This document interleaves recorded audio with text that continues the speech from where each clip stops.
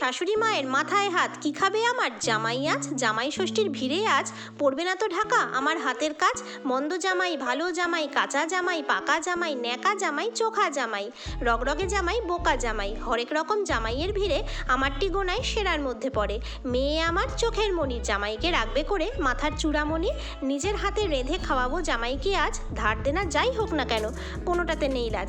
শাশুড়ি মায়েরা একদম ট্রাই করবেন না, একেবারে কোমর বেঁধে নেমে পড়ুন আজকের বড়দির স্পেশাল কিচেন থেকে রেসিপি দই ইলিশ।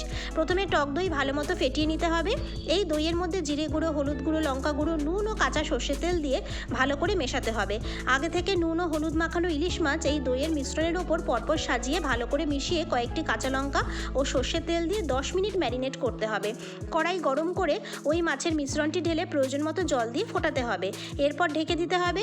ঝোল একটু ঘন হলে ঢাকনা খুলে স্বাদ অনুযায়ী চিনি দিতে হবে। ফুটে উঠলে কয়েকটি কাঁচা লঙ্কা দিয়ে নামাতে হবে। প্রত্যেকে ট্রাই করে ফেলুন, জামাই ষষ্ঠীতে আপনাদের জন্য স্পেশাল রেসিপি।